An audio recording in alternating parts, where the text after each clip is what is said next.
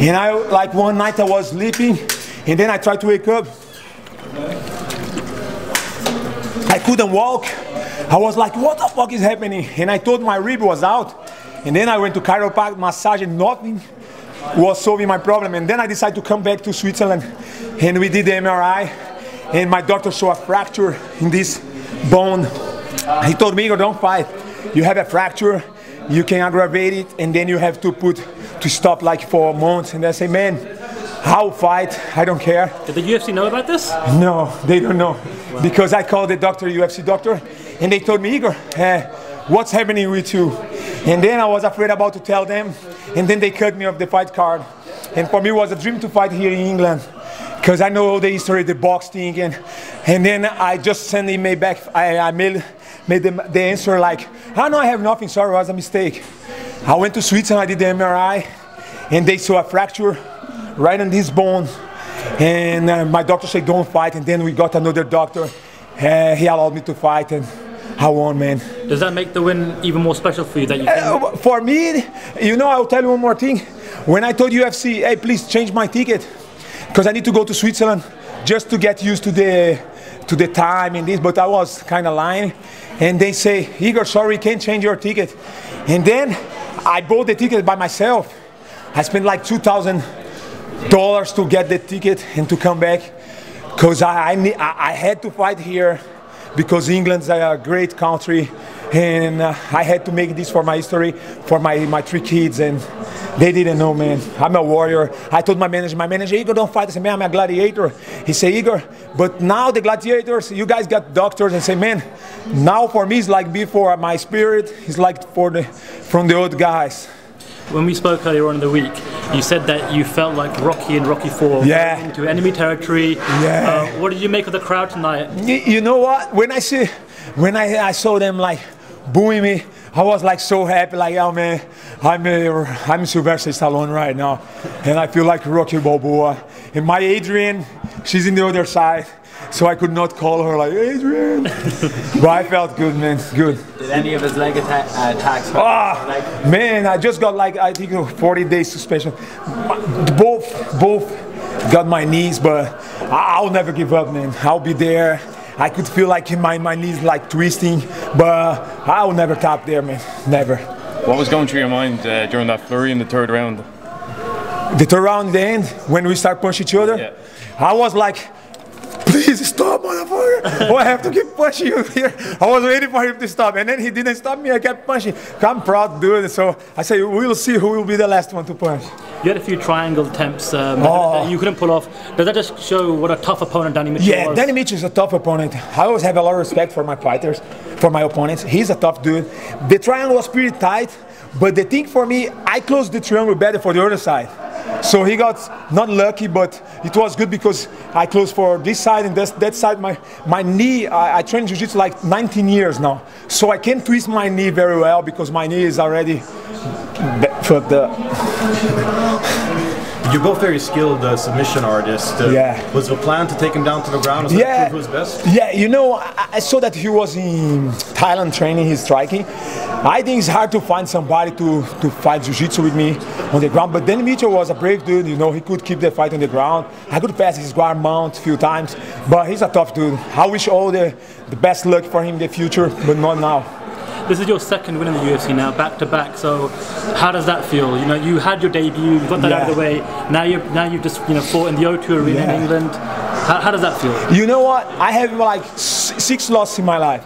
When I got here in Europe, like in 2005, I had a time that I didn't have place to sleep. I have to sleep somewhere like cold, and I didn't have food to eat. At that time, the fucking promoters used to send me like email like 2 days before the fight, hey, come and fight. And then I was accepting because I needed money to eat, and that's it. So all my losses come from that time. After that, after I could have my teammates, training, I never lost, you know. So I had a lot of people saying, Igor will never get in UFC, so I'm now in UFC. And Igor, okay, he got there, but he's going to get his ass kicked, and then he's going to get out. I have 2 wins here, and my thing is going to be step by step. I will go far. I know I have faith in God, and I know that I'm going very far in this organization. What's the plan now? You said you have broken bone. Do you know how long you'll be out for then? Yeah, yes, I was speaking with my coach and my wife. I said, I want to fight in Munich. And they were like looking at each other like that. And then Igor, shut the fuck up, your rib is broke, man. And I just got 60 days suspension from the doctor.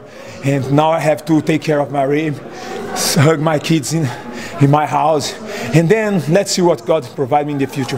Well, if you maybe miss out on the Berlin card, we have a Dublin card here in Europe. That's going to be in July, so maybe you have to find a Dublin card? I would love to fight in Dublin. And I'll call you two to sing for me in my entrance. Like, it's a beautiful day. It's going to be a beautiful day. Well, look, Igor, we've been speaking to you all week, and it's clear to everyone, all the media members and fans, that you're a very, very passionate Brazilian. Danny Mitchell has gone through what you went through in your last fight. He made his debut. Do you have any kind of words of advice for him in terms of how to handle the loss mentally? Just keep his head up, and things will go good for him. He's tough, you know. I'm good. He's tough. I know that he's going to get good things in UFC. He's a very respectful guy, you know, and yeah, I respect him all the time, and I wish the best for that guy, and I know that he's going to do great in UFC, and you guys from England, you can be proud of him. You went for, I think it was a leg lock or knee bar in the 3rd round. Were you worried about that? No, yeah, in the 3rd round, my knee was twisted, you know, I felt it so bad, and then I saw my guys, I had like 80 guys coming from Switzerland to watch this fight, and Igor, get out! I said, man, I will not make my students sad, so I'll be here till my knees. I lose my knees, and that's it. I'll never stop. What's been the response from people and fans in Brazil to you fighting here in England? You know, they were like, hey Igor, you're going to fight against the crowd. Hey Igor, I said, I don't care, man. You know, sometimes you fight in Brazil, and even if you fight against somebody, once they fight, like, go to the ground, they start booing. So I really love my country, but the government, they are pretty bad. They take 30% of our money, and the people there, sometimes they don't have patience. And for me, I'm very happy because I fought here in London. That's a good place for me. Wembley is here, you know, soccer like Rainy Rooney, Peter Shilton, Gary Lineker. I love all those guys. Paul Gascoigne, the drunk dude. And I love this country. God bless the Queen and all the UK guys. Does it make a difference that here at the O2 Arena, because there hasn't been a Cardiff for a very, very long time, the arena for the second fight of the night is pretty much, you know, almost, you know, full. Whereas, you know, other arenas, for example in Vegas, have been criticised for being quite empty during the prelims. Does that help you as a fighter to be performing with a crowd? It just shows the love that you guys have for this sport. And I know that I've been here like a year ago watching UFC.